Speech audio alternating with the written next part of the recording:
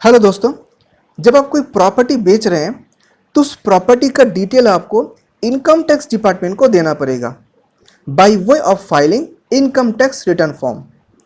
और अगर आपने इस चीज़ को सही तरीके से नहीं बताए या गलत बताए या इंटेंशनली गलत इंफॉर्मेशन फर्निश किए तो आपको डिपार्टमेंट से नोटिस भी मिल सकता है।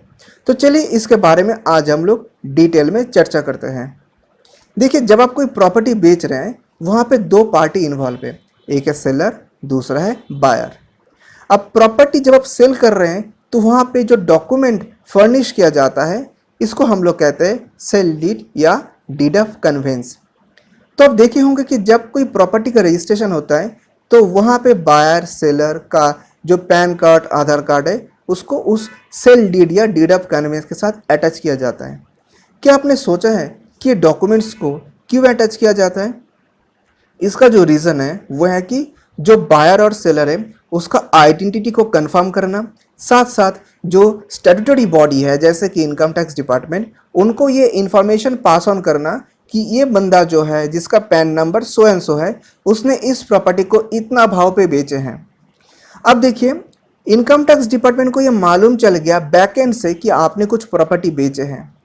अब इनकम टैक्स डिपार्टमेंट एक्सपेक्ट कर रहे हैं कि आप जब अपना इनकम टैक्स रिटर्न फाइल करेंगे तब उसी चीज़ को आप डिपार्टमेंट के सामने फिर से प्रेजेंट करेंगे और डिपार्टमेंट मैच करा के देखेंगे कि आपका जो इन्फॉर्मेशन है और उनको जो इन्फॉर्मेशन मिला है दोनों में कुछ समानता या सिमिलरिटी है या कुछ डिविएशन है।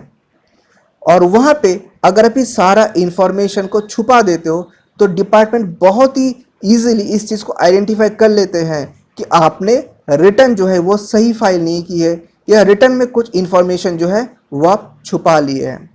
तो उस वजह से डिपार्टमेंट आपको एक नोटिस भी दे सकता है। तो हम लोग अगर चाहते हैं कि इतना लीगल झंझट जो है उससे हमको मुक्ति मिल जाए तो उसके लिए कौन सा लीगल प्रोसीड्योर हमको फॉलो करने हैं। तो चलिए आज मैं आपको कुछ सिंपल बेसिक चीज़ बताता हूँ जो आपको फॉलो करने हैं। सबसे पहले है कि जब आप इनकम टैक्स रिटर्न फाइल करेंगे तो आपको सही इनकम टैक्स रिटर्न फॉर्म को चुनने होंगे। मैं इस चीज़ को अब थोड़ा सा एक्सप्लेन कर रहा हूँ। तो जो सैलरीड एम्प्लॉय हो वो अगर किसी साल प्रॉपर्टी बेच रहे हो तो वो ITR 1 में अपना रिटर्न नहीं जमा करेंगे बल्कि ITR 2 में जमा करेंगे, क्योंकि ITR 2 एक ऐसा फॉर्म है जहाँ पे प्रॉपर्टी सेल होने के बाद प्रॉपर्टी का ब्यौरा देने का जगह है। ITR 1 फॉर्म जो है उसको सर्च फॉर्म इसलिए बोला जाता है क्योंकि उसमें बहुत ही लिमिटेड इन्फॉर्मेशन आप डिपार्टमेंट को बताते हैं, जैसे कि आपका सैलरी इनकम, आपका सेविंग्स बैंक या फिक्स डिपॉजिट का जो इंटरेस्ट इनकम है वो आप डिपार्टमेंट को ITR 1 से आप इन्फॉर्म करते हो। पर जब भी प्रॉपर्टी का सेल होता है तब आपको ITR 2 फॉर्म चुनने होंगे। ये ITR 2 फॉर्म जो है वो सैलरीड एम्प्लॉय के लिए इस संदर्भ में एप्लीकेबल हो जाते हैं। अब बात कर लेते हैं बिजनेसमैन के बारे में। नॉर्मली देखा गया है कि बिजनेसमैन या तो ITR 3 या ITR 4 में अपना रिटर्न दाखिल करते हैं। अगर आप ITR 4 यानी प्रिजम्पटिव टैक्सेशन ऑफर कर रहे हैं तो प्रिजम्पटिव टैक्सेशन का जो फॉर्म है वहाँ पे प्रॉपर्टी डिटेल देने का कोई जगह नहीं है, उसलिए आपको उस साल के लिए ITR 4 से ITR 3 में स्विच ओवर करने होंगे, क्योंकि ITR 3 फॉर्म में प्रॉपर्टी डिटेल का जो इन्फॉर्मेशन है वो देने का जगह है। तो आई होप कि मैंने इस चीज़ को क्लियर कर दिया कि अगर आप प्रॉपर्टी बेचेंगे तो कौन से इनकम टैक्स रिटर्न आपको फिलअप करने होंगे। अब बात कर लेते हैं कि क्या क्या इन्फॉर्मेशन आपको डिपार्टमेंट को देने हैं। अगर मैं बात करूं पॉइंट वाइज तो सबसे पहला आपको जो इन्फॉर्मेशन देना है वो है कि प्रॉपर्टी आप कितना भाव पे बेचे हैं, प्रॉपर्टी जो आप बेचे हैं उसका मार्केट प्राइस क्या था, कौन सा डेट में आप बेचे हैं, कौन सा डेट में आप खरीदे थे, कितना भाव में खरीदे थे, वो प्रॉपर्टी खरीदने के बाद क्या उस प्रॉपर्टी में आप कुछ इम्प्रूवमेंट किए, और अगर इम्प्रूवमेंट किए तो कितना खर्चा पे किए, कौन सा साल में पे किए, क्या प्रॉपर्टी परचेज और सेल के संदर्भ में आपने कुछ ब्रोकरेज पे किया था। तो ये सारा डिटेल आपको देना होगा जब आप इनकम टैक्स रिटर्न फाइल करेंगे। और वहाँ पे ये सारा डिटेल देने के बाद जो सिस्टम है वो बता देगा कि आपका कुछ कैपिटल गेन टैक्स बन रहा है या नहीं बन रहा है। तो अगर आपका कुछ कैपिटल गेन टैक्स बन रहा है तो उसके हिसाब से आपको गवर्नमेंट को कैपिटल गेन टैक्स भी देना पड़ेगा।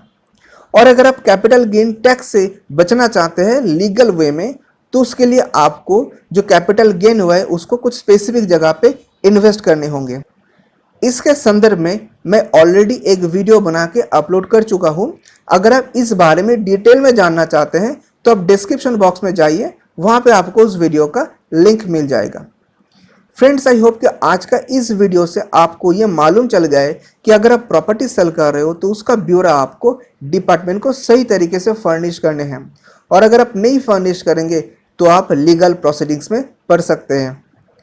आई होप कि ऐसा यूजफुल वीडियो देखने के लिए आप मेरे चैनल को ज़रूर सब्सक्राइब करेंगे। साथ साथ आप साइड में रेड कलर की जो बेल आइकॉन है उसको हिट कीजिए, ताकि आने वाला हर वीडियो का नोटिफिकेशन आपके पास तुरंत सबसे पहले पहुंच जाए। अगर आप मुझसे कांटेक्ट करना चाहते हैं तो मेरा कांटेक्ट नंबर आपको इस वीडियो के नीचे डिस्क्रिप्शन बॉक्स में मिल जाएगा। आज के लिए इतना ही, बहुत जल्द मिलेंगे अगले वीडियो में।